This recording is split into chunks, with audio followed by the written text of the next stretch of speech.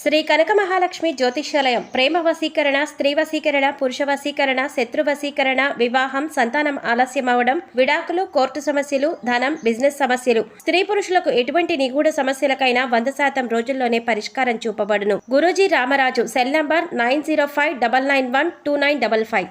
పూర్వజన్మ పుణ్యఫలమే ధనుస్సు రాశి వారికి ఊహించని రూపంలో సాక్షాత్తు ఆ పరమేశ్వరుడే వీరికి అనుగ్రహించబోతున్నాడు. కేవలం ఒకే ఒక అభిషేకం ధనుస్సు రాశి వారి జీవితాన్నే మార్చేస్తుంది. వీరికి ఉన్నటువంటి దోషాలు, శాపాలు అన్నీ కూడా నశించిపోతాయి. అయితే ధనుస్సు రాశి వారు చేయవలసిన అభిషేకం ఏమిటి? ఈ అభిషేకం ద్వారా వీరు జీవితంలో ఎటువంటి ఫలితాలని పొందబోతున్నారు? అలాగే వీరి జీవితంలో ఆశించిన ఫలితాలను పొందడానికి చేయవలసిన దేవతారాధనతో పాటుగా పాటించవలసిన పరిహారాల గురించి ఈ వీడియోలో వివరంగా తెలుసుకుందాం. కానీ అంతకంటే ముందుగా మీరు కనుక మన ఛానల్ని సబ్స్క్రైబ్ చేసుకోకపోతే వెంటనే సబ్స్క్రైబ్ చేసుకోండి. పక్కనే ఉన్న బెల్ ఐకాన్ నొక్కి ఆల్ సెలెక్ట్ చేసుకుంటే మేము ఇలాంటి వీడియోస్ అప్లోడ్ చేయగానే ముందుగా మీకు నోటిఫికేషన్ వస్తుంది. ఈ రాశి వారిని సాక్షాత్తు ఆ పరమేశ్వరుడే రక్షించబోతున్నాడు.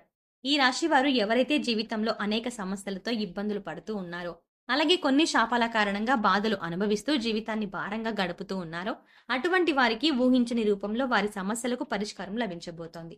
ఈ రాశి వారు కేవలం ఒకే ఒక్క అభిషేకంతో వీరి జీవితంలో ఉన్నటువంటి కష్టాలు, బాధల నుండి విముక్తి పొందవచ్చు. అయితే వీరు చేయవలసిన అభిషేకం ఏమిటి, అలాగే ఈ అభిషేకాన్ని వీరు ఎలా నిర్వహించాలి అనేటువంటి విషయాల గురించి తెలుసుకుందాం. ఈ రాశి వారు చాలా మొండితనం కలిగి ఉంటారు. అలాగే వీరు దూకుడు స్వభావం కలిగి ఉంటారు. అంతేకాకుండా వీరికి కోపం ఎక్కువగా ఉంటుంది. అలాగే ఎవరూ సాధించని పనులను కూడా మీరు సులభంగా సాధించడం వల్ల వీరికి గర్వం అనేది ఎక్కువగా ఉంటుంది.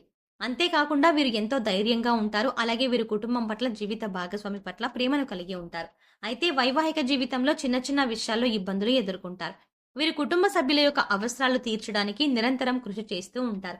అలాగే చాలా విషయాల్లో వీళ్ళు ముక్కుసూటిగా ఉంటారు.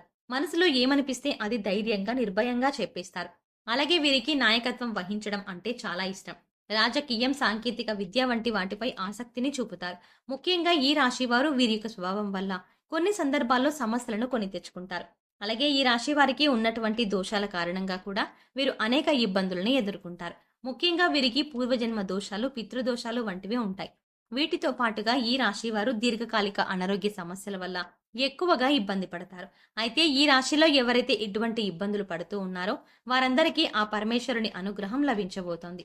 కేవలం ఒకే ఒక్క అభిషేకం ద్వారా మీకున్నటువంటి బాధలు, కష్టాలు, శాపాల, దోషాల నుండి విముక్తి పొందవచ్చు. అభిషేక ప్రియుడు అయినటువంటి ఆ పరమేశ్వరుడు 12 జ్యోతిర్లింగ రూపాల్లో ఈ భూమండలంపై వెలిశాడు. ఈ విధంగా వెలిసినటువంటి 12 జ్యోతిర్లింగాలకు అనేక విధాలుగా అభిషేకాలు నిర్వహిస్తూ ఉంటారు. ఒక్కొక్క అభిషేకానికి ఒక్కొక్క ప్రాధాన్యత ఉంది. అయితే లింగరూపధారి అయినటువంటి ఆ పరమేశ్వరునికి ఏ విధంగా అభిషేకం చేయాలి, అలాగే అభిషేకం చేయడం ద్వారా ఎటువంటి ఫలితాలని పొందుతామో తెలుసుకుందాం. మనకున్నటువంటి కష్టాల నుండి, బాధల నుండి, దోషాల నుండి విముక్తి పొందాలి అంటే లింగరూపధారి అయినటువంటి ఆ పరమేశ్వరునికి మనం ఏ విధంగా అభిషేకం చేయాలి, అలాగే ఏ విధంగా అభిషేకం చేయడం ద్వారా ఎటువంటి ఫలితాన్ని పొందుతామో తెలుసుకుందాం. కంచిలో వెలిసినటువంటి ఏకాంబరేశ్వర శివలింగంకు దారాభిషేకం చేస్తారు. ఈ విధంగా చేయడం వల్ల సకల పాపాలు నశిస్తాయి.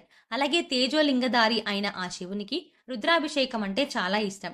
ఈ రుద్రాభిషేకం చేయడం ద్వారా సర్వ సంపదలు చేకూరుతాయి. అలాగే చిదంబరంలోని చిదంబరేశ్వరుడికి శతరుద్రాభిషేకం చేస్తారు. ఈ శతరుద్రాభిషేకం వల్ల కుటుంబ అభివృద్ధి జరుగుతుంది. అలాగే శ్రీకాళహస్తిలోని కాళహస్తీశ్వరుడికి ఏకదశ రుద్రాభిషేకం చేస్తారు. ఒరిస్సాలోని కోణార్క్లోని సూర్యరూపధారి అయిన శివునికి లఘు రుద్రాభిషేకం చేస్తారు. దీనివల్ల పునర్జన్మ ఉండదని శాస్త్రం చెబుతోంది. అలాగే చంద్రనాథ లింగంకు మహారుద్రాభిషేకం చేస్తారు. దీనివల్ల జ్ఞానాభివృద్ధి జరుగుతుంది.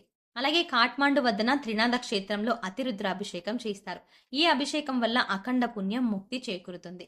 అలాగే శివలింగానికి ఆవు పాలతో అభిషేకం చేయడం ద్వారా సంతాన ప్రాప్తి కలుగుతుంది. అంతేకాకుండా బిల్వపత్రం ఉంచిన నీటితో అభిషేకం చేయడం ద్వారా ఆయువు, ఆరోగ్యము, అభివృద్ధి చెందుతుంది.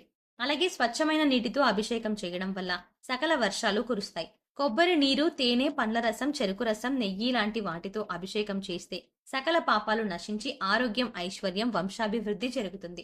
అంతేకాకుండా శివపూజ మహత్యంలో చాలా విశేషమైనటువంటి ఒక అభిషేకాన్ని గురించి వివరించారు. అదే సహస్ర ఘటాభిషేకం. ఈ సహస్ర ఘటాభిషేకంలో 1296 కలశాలతో అద్భుతంగా శివునికి అభిషేకాన్ని నిర్వహిస్తారు. ముందుగా ఈ అభిషేకానికి 1296 కలశాలను సిద్ధం చేసుకుంటారు. తర్వాత వాటిని శుద్ధి చేసి వాటికి విభూదిని రాసి బొట్లు పెట్టి తర్వాత అష్టగంధం, సుగంధ ద్రవ్యాలు, అలాగే పంచామృతాలు అన్నింటినీ కలిపి అభిషేక జలాలను సిద్ధం చేసుకుంటారు. ముందుగా సిద్ధం చేసుకున్న ఘటాలన్నింటికి ధూపాన్ని వేస్తారు. తర్వాత వాటన్నింటినీ ఒక క్రమ పద్ధతిలో ఉంచి తయారు చేసినటువంటి అభిషేక జలాన్ని ఆ కలశాల్లో నింపి పూజా కార్యక్రమం నిర్వహిస్తారు. ఆ తర్వాత ఆ 1296 కలశాలతో లింగరూపధారి అయిన ఆ పరమేశ్వరునికి అభిషేకం చేస్తారు. ఈ విధంగా అభిషేకం చేయడం వల్ల పూర్వజన్మ దోషాలు, సర్పదోషాలు, పితృదోషాలు వంటివన్నీ కూడా తొలగిపోతాయి. అయితే అందరూ ఈ సహస్ర ఘటాభిషేకాన్ని నిర్వహించలేరు. ఎందుకంటే వారి వారి ఆర్థిక ఇబ్బందులు, అలాగే వారి యొక్క జీవన శైలి, అలాగే ఇతర సమస్యల వల్ల అందరూ కూడా ఈ అభిషేకాన్ని నిర్వహించాలంటే సాధ్యం కాదు. కాబట్టి ఈ రాశి వారికి కేవలం ఒకే ఒక అభిషేకంతో ఆ పరమేశ్వరుడి యొక్క అనుగ్రహం ఏ విధంగా పొందాలో తెలుసుకుందాం. ఈ రాశి వారు కేవలం ఒకే ఒక అభిషేకం చేయడం వల్ల వారికి ఉన్నటువంటి కష్టాలు, దోషాలు, శాపాల నుండి విముక్తి పొందవచ్చు.